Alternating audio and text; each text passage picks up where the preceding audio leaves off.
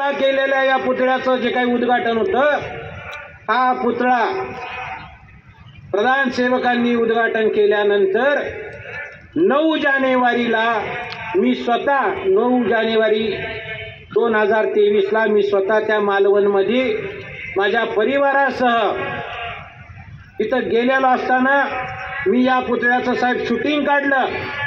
माझा अमरवाणी नावाचं YouTube channel आहे, त्याच्यावरती मी हे व्हिडिओ टाकला की छत्रपती शिवाजी महाराजांचा अत्यंत अपमान करणारं स्मारक या महाराष्ट्रामध्ये उभारलेलं आहे आणि हा पुतळा बदलला पाहिजे म्हणून मी 9 जानेवारी रोजी ते जाहीररित्या सगळ्या महाराष्ट्राला सांगितलं होतं.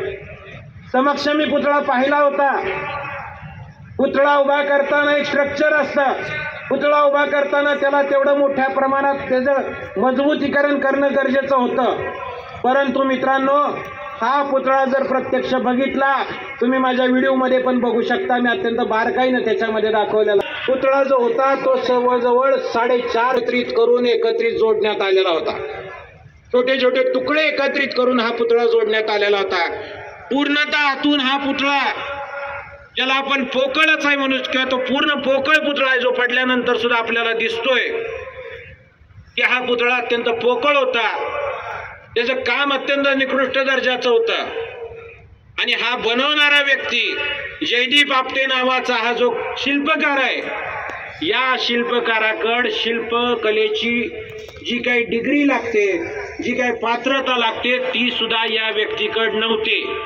मग ती पात्रता नसताना, ती डिग्री नसताना हे काम कशाच्या आधारे त्या शिल्पकाराला देण्यात आलं, हा प्रश्न महाराष्ट्रामध्ये आपण सगळ्यांनी त्यांना विचारला पाहिजे. कोल्हापूरच्या कोणतरी एक पाटील म्हणायचा तो इंजिनियर आहे, चेतन पाटील. त्या चेतन पाटलांनी केलं. चबुतरा बांधण्याचं काम गव्हर्नमेंटचं असतंय. आता एक लक्षात घ्या, पहिल्यांदा अटक कोणाला केली आहे? चेतन पाटलाला. आणि पुतळा अटक करणाऱ्याला जो पाटला ज्याला बांधला त्याला अटक उशिरा केली आहे.